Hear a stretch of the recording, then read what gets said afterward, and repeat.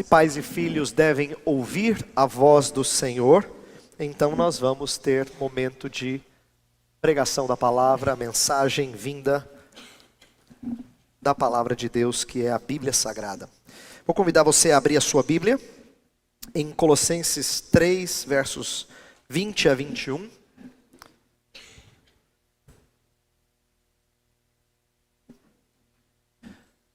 E depois de ler o texto sagrado e orar, eu quero fazer uma introdução, fazendo a conexão com a mensagem do domingo passado, e depois vou falar um pouco às crianças e depois aos pais. Colossenses 3, versos 20 e 21 dizem assim: Filhos, obedeçam a seus pais em tudo, pois isso agrada ao Senhor. Pais, não irritem seus filhos, para que eles não desanimem. Vamos orar. Senhor Deus, agora é o momento em que nós queremos meditar na Tua palavra, porque é isso que ela mesma nos ordena fazer.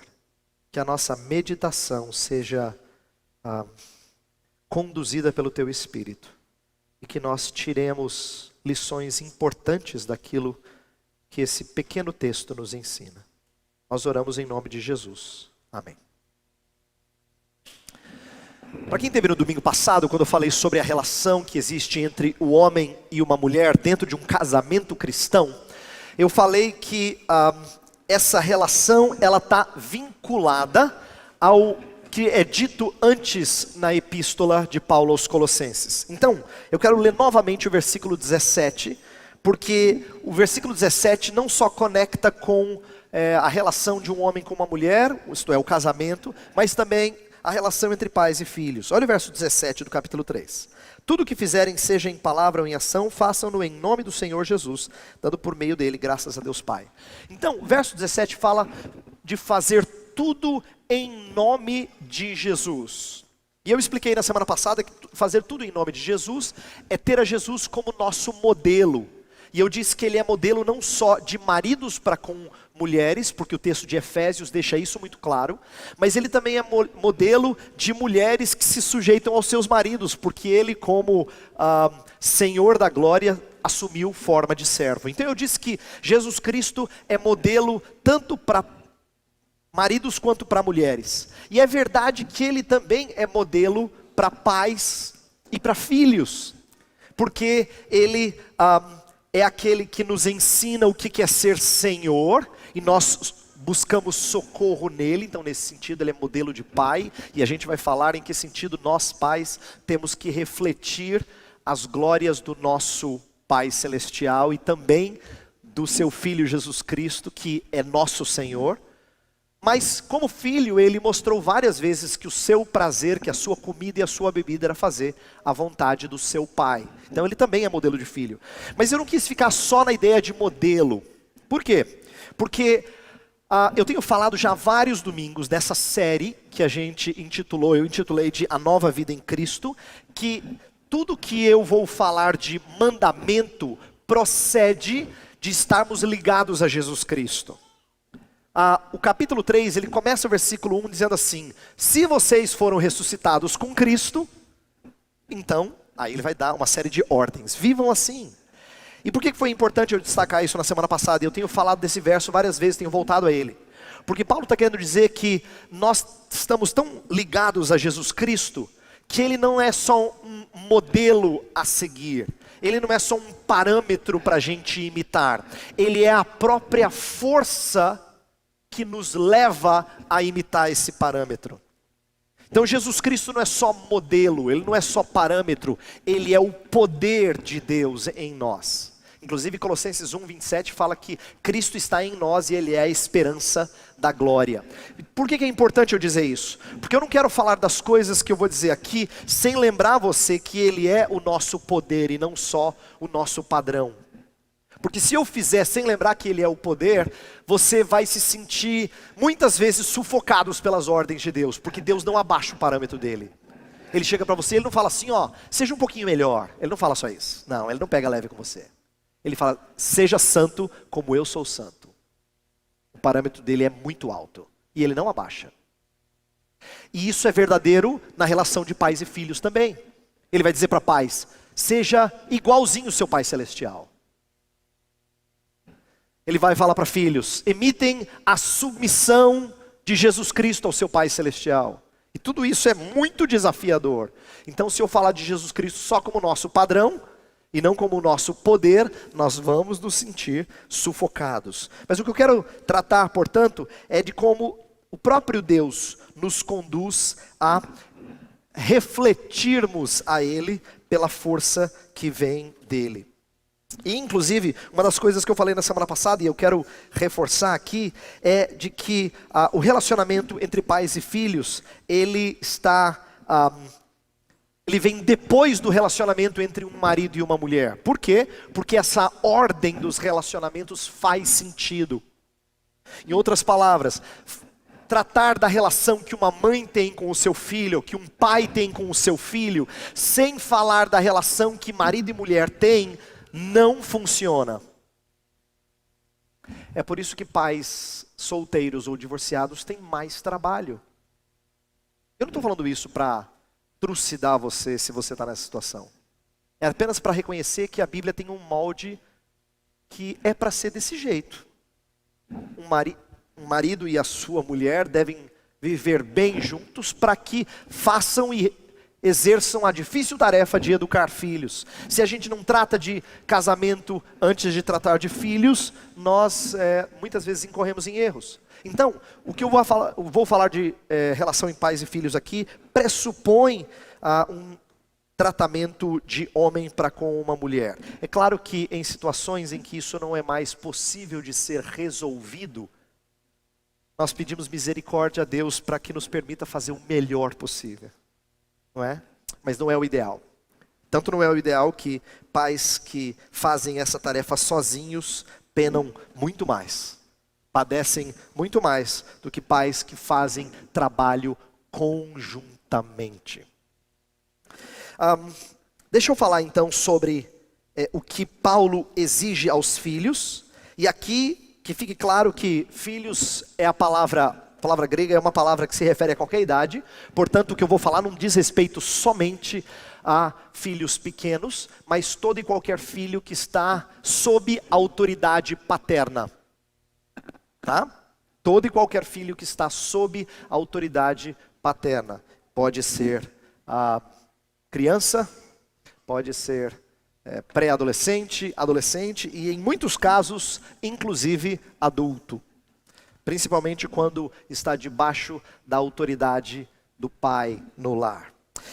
O texto é bem forte, ele fala: filhos, obedeçam os seus pais em tudo. Olha o verso 20. Filhos, obedeçam aos seus pais em tudo, pois isso agrada ao Senhor. Obedeçam aos seus pais em tudo. É claro que obedecer em tudo, eu disse na semana passada, vou repetir aqui, sempre tem uma qualificação. Nunca significa obedeça ao seu pai cegamente. Nunca significa obedeça ao seu pai contra o Senhor. A Bíblia não autoriza isso. Mas ainda assim, eu não quero enfatizar esse aspecto, porque a força do apóstolo Paulo é: obedeçam aos seus pais em tudo. Então eu queria falar com as crianças agora.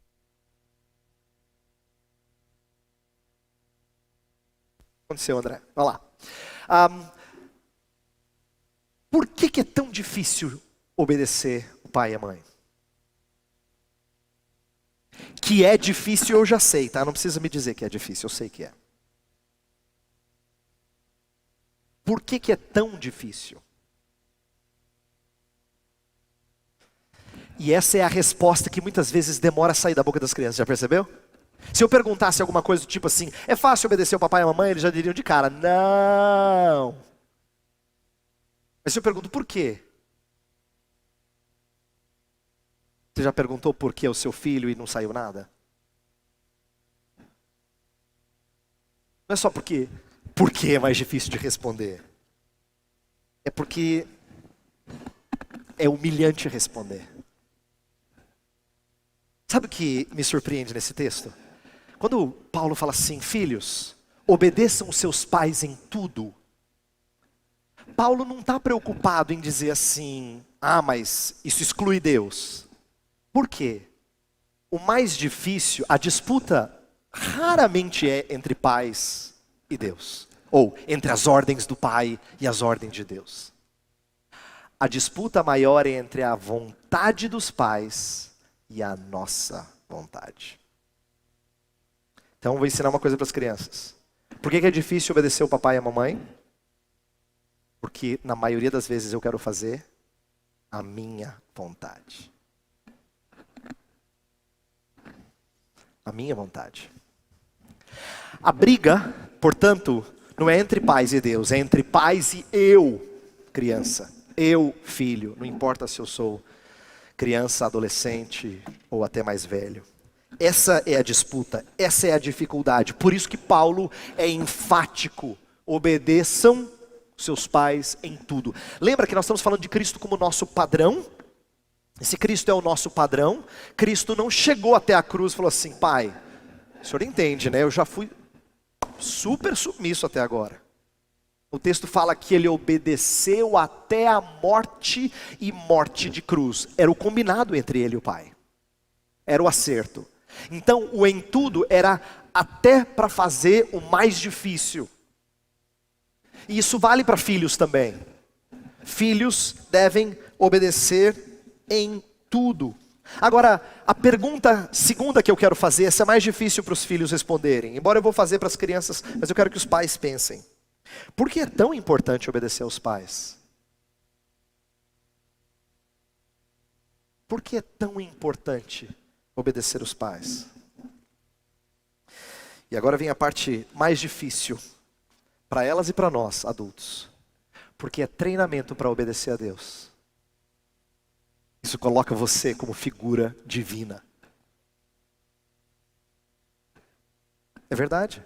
Isto é, nós pais somos aquilo que o próprio Deus coloca na vida de uma criança para ser a primeira referência da autoridade. Eu não estou dizendo que nós somos deuses, não é isso, de forma alguma.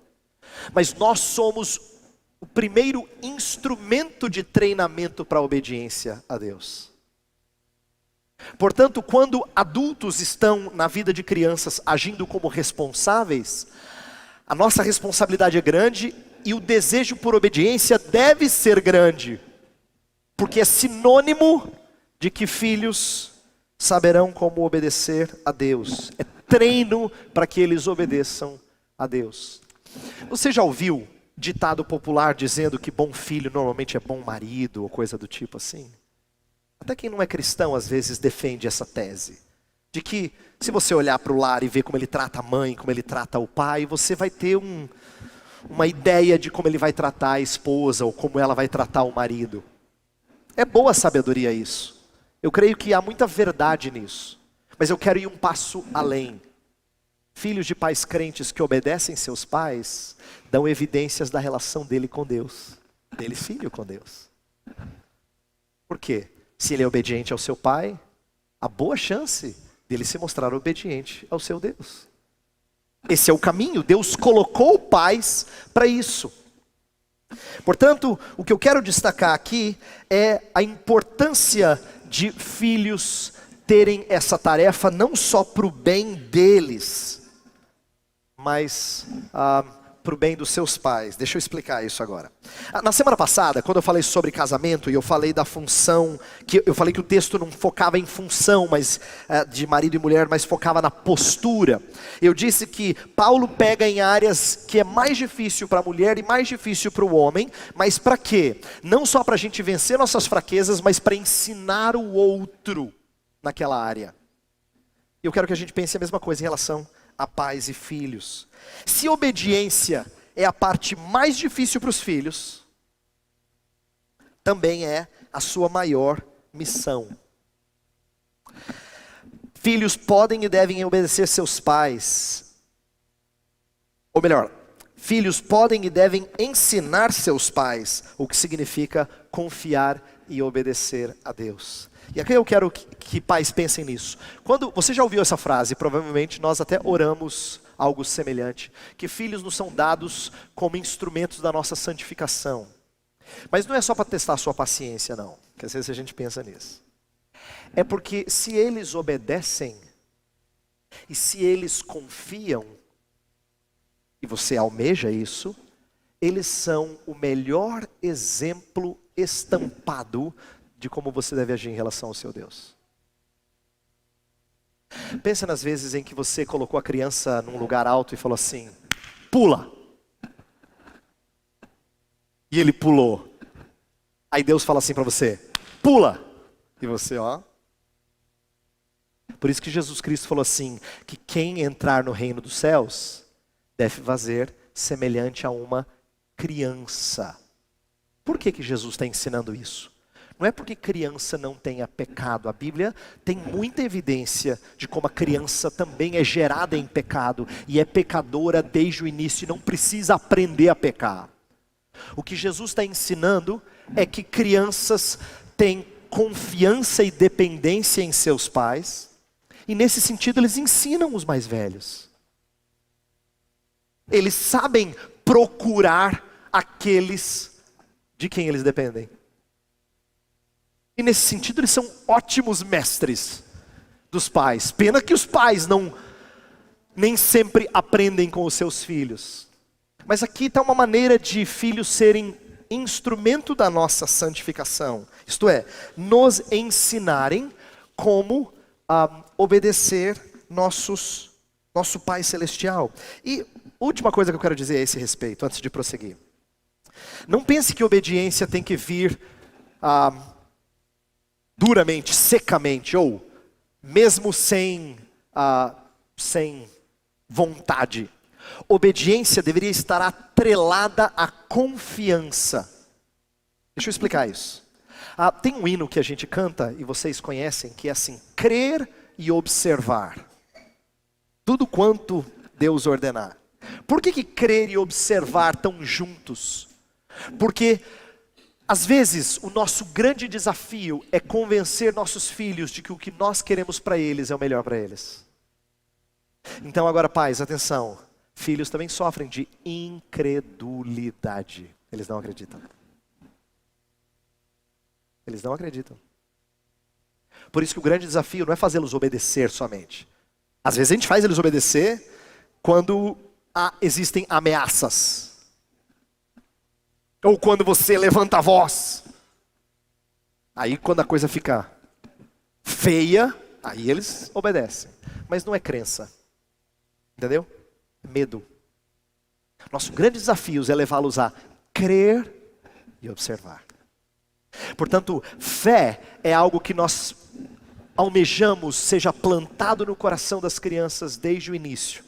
Quando Paulo fala: obedecei os vossos pais, os seus pais em tudo, obedeçam os seus pais em tudo, ele está esperando que nossos filhos creiam que pais são bons na vida deles. Agora vamos falar um pouquinho a vocês, pais, a nós, pais. O texto continua no verso 21, dizendo assim: pais, não irritem seus filhos, para que eles não desanimem. Eu não vou não vou fazer uma exposição delongada sobre educação de filhos. Eu pretendo, na aula de escola dominical que a gente vai ter após o culto, focar um pouco mais nisso. Mas agora eu quero focar só no que esse verso diz. Por quê? Esse verso pega um ponto. Eu não vou falar de várias outras coisas que a Bíblia diz, tá? Esse verso fala assim: pais, não irritem seus filhos, não estraguem. Não irritem seus filhos. A palavra para pais, ela se refere normalmente a homens. Mas alguns comentaristas dizem que era por causa da estrutura familiar e de como ser pai no lar era aquele que estava sempre presente, dando as últimas ordens.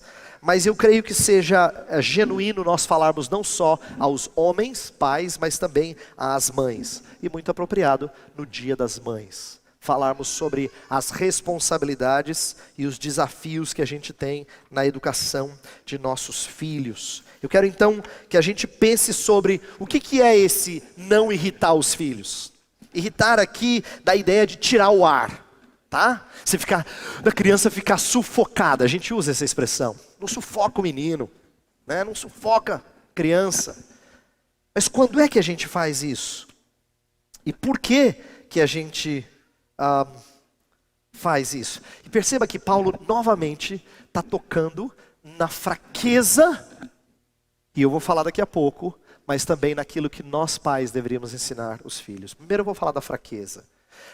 Perceba que no verso 19, quando fala de maridos, Paulo disse assim: maridos, amem cada um a sua mulher e não a tratem com amargura. O não tratar com amargura, Paulo está tocando numa área em que eles têm dificuldade, isto é, na sua insensibilidade, na maneira como às vezes reagem de forma ríspida. E nós tratamos disso na semana passada. Eu quero apenas fazer a conexão de que, assim como Paulo pegou numa dificuldade de maridos, ele agora está pegando outra área, que é a dificuldade que pais têm. Por quê? Porque pais têm autoridade, é sabido disso. Agora, como eles a usam?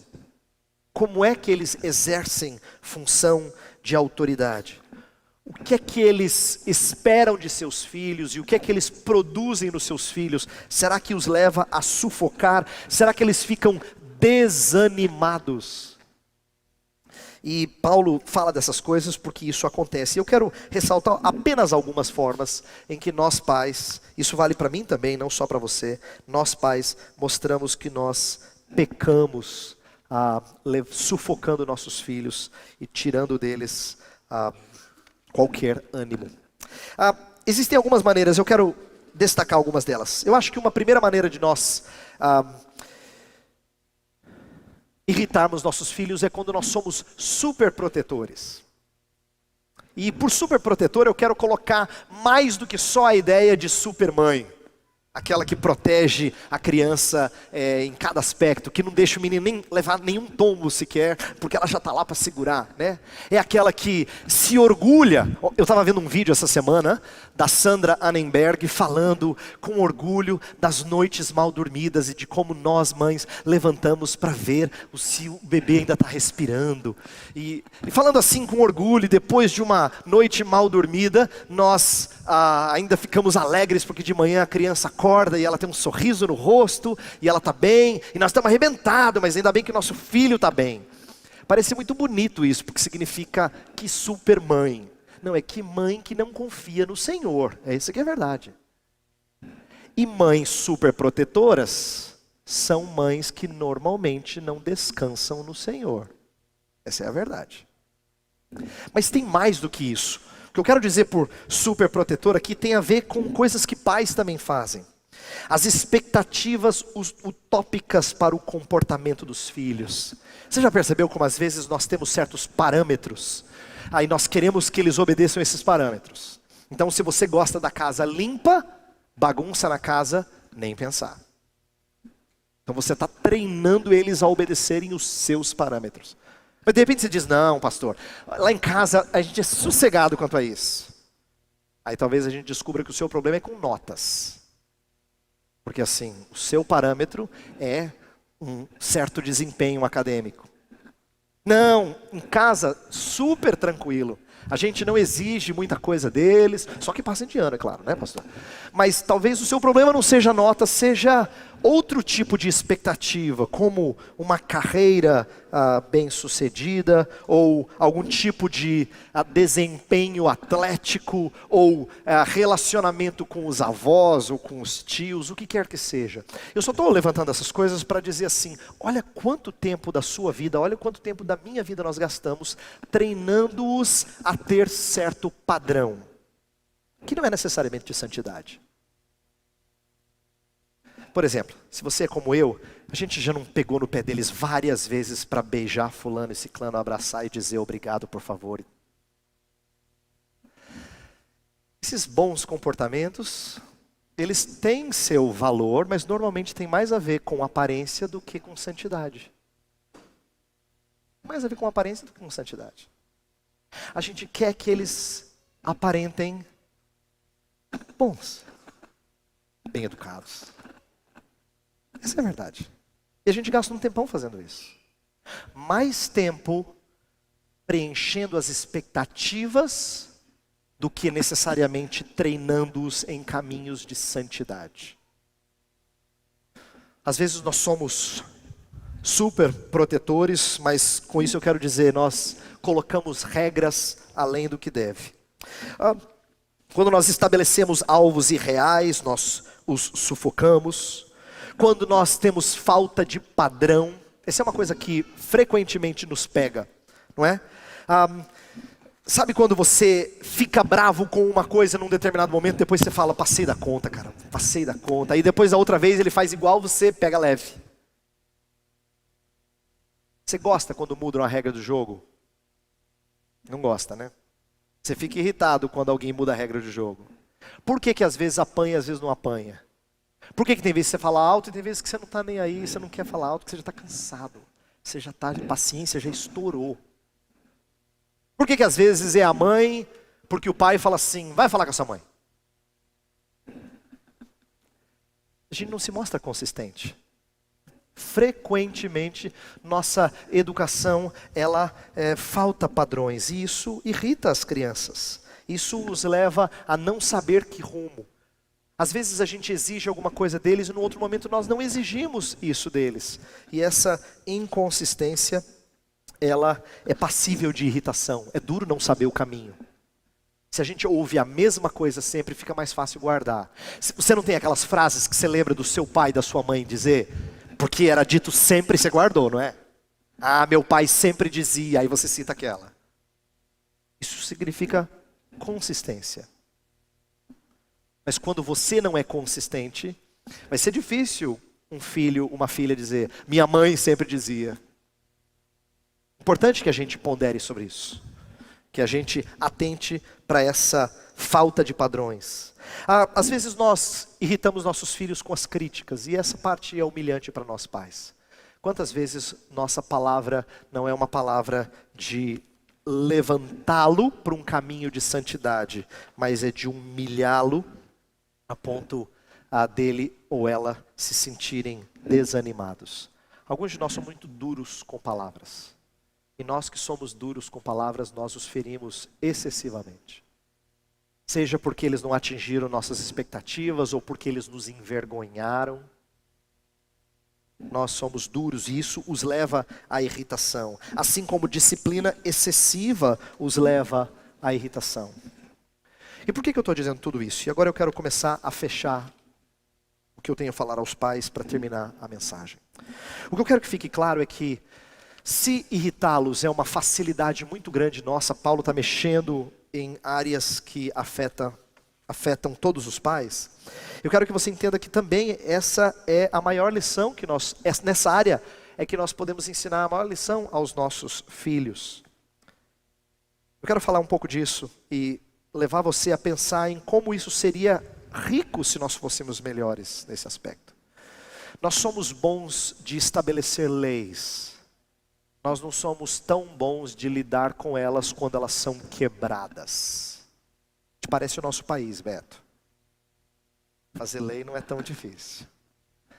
Duro é como é que a gente lida quando as pessoas não a obedecem. Pois eu queria que você soubesse que isso é um problema do ser humano, não é só do Brasil. Nós sabemos estabelecer leis para os nossos filhos. A nossa dificuldade é como é que a gente lida quando elas são quebradas. Tanto é que a gente tem dúvidas sobre disciplina, a gente tem dúvidas sobre como mostrar afeto, que hora que eu abraço.